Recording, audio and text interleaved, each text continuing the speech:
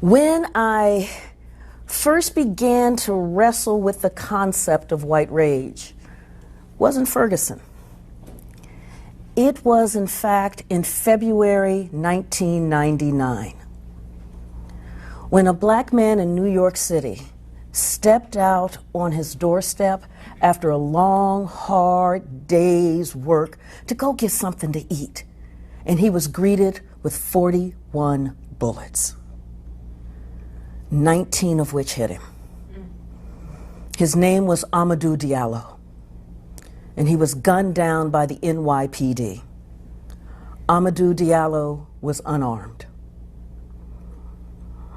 That was bad enough. But as we know from these killings, it is the response that begins to tell you what is happening in society. And so I'm sitting there and I'm listening to Mayor Rudy Giuliani in an interview with Ted Koppel on Nightline.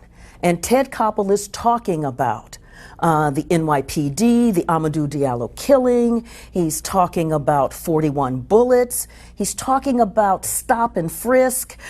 He's talking about police brutality.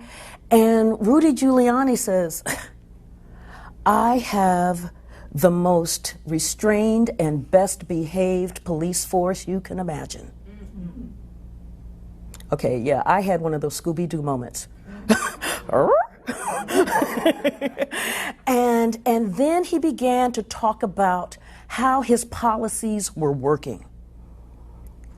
That what he has put in place in New York City has brought down crime. New York City is a safer place because of his policies. And he has, flow charts and graphs and bars, everything. And what you don't hear is that an unarmed black man stepped out on his porch and was gunned down.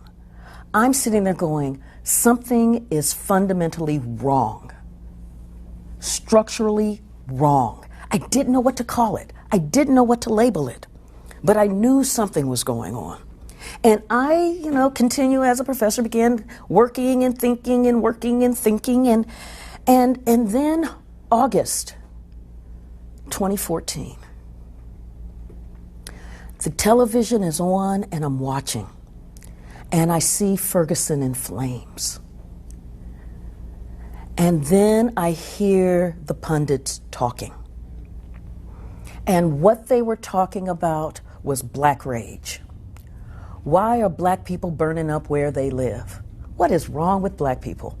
How could they burn up where they live? Well, there's something wrong with black people. And why are they burning up where? And it didn't matter what ideological stripe. It was all centered, the baseline, the starting point was black rage. And I found myself in this moment shaking my head. You know that moment when you're shaking your head, something's going on, and you don't even realize, you're going, that's not right. That's not right. And that's when it hit me. I said, no, what we're really seeing is white rage. What we're really seeing is that we have been so focused in on the flames, we have missed the kindling. We have missed what has stoked this fire. We have missed, for instance, the disfranchisement of the black community in Ferguson, that had, through all kinds of shenanigans and rigmarole, had created where in the 2013 municipal election, in a population that is 67% of Ferguson's population, you had a 6% black voter turnout. You got to work really hard to make that happen.